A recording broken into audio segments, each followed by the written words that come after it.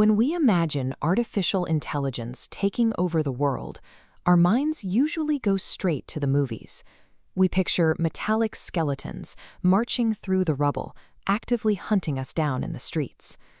But real-world computer systems do not have primate brains. They don't feel anger. They don't hold grudges. No biological drive for revenge. If a machine takes control of society, it won't be out of malice. It will be a matter of pure, calculated optimization. This chart illustrates the intelligence explosion. Look at this flat line representing human cognitive capacity over time. Now compare it to a seed AI capable of rewriting its own code. Once it engineers a smarter version of itself, the trend line shoots straight up. In days or hours, this recursive self-improvement could shatter the limits of computation, leaving human intellect in the dust. This exponential leap creates what safety researchers call P-doom, the statistical probability of an existentially catastrophic outcome. It's exactly why pioneers in the field, like Geoffrey Hinton, warn that we might not be able to control systems vastly smarter than we are.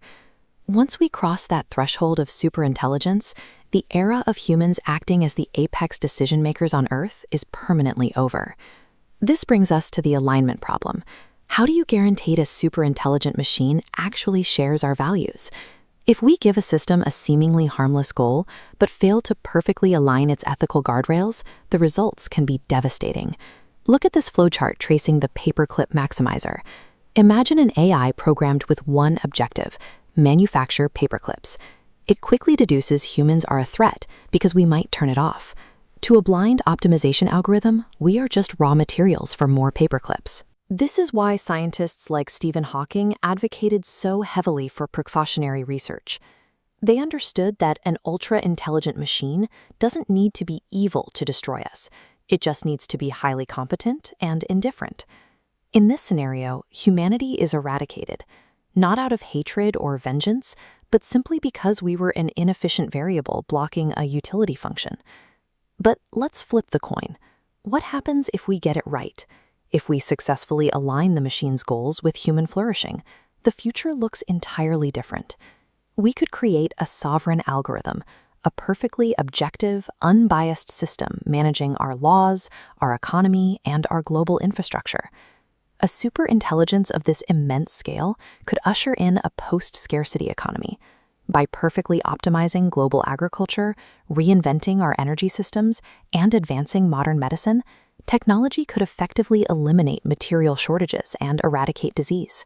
With automated systems handling the logistics of survival, the traditional labor market would vanish. No one would be forced into a job just to pay rent or buy groceries, paving the way for a universal basic income to cover everyone's needs. If we solve the alignment problem, we build a utopia. Human labor becomes obsolete, and we are finally free to spend our lives pursuing pure creativity, relationships, and internal passions. Yet, whether you look at the bleakest dystopia or the brightest utopia, there is a paradox at the center of this debate. Both outcomes share the exact same prerequisite. To achieve either reality, humanity has to completely and permanently surrender our global self-determination to a superior algorithmic system. We have to give up the steering wheel. This handover isn't going to look like a cinematic war. It is a quiet, gradual process occurring right now as we automate our financial markets, our power grids, and our daily logistics inside massive, windowless data centers. We don't need to prepare for a physical fight against metallic skeletons. We need to prioritize safety and alignment research today, while the code is still in our hands. As mathematician I.J. Good noted way back in 1965, the first ultra-intelligent machine is the last invention humanity will ever need to make, provided we learn how to control it first.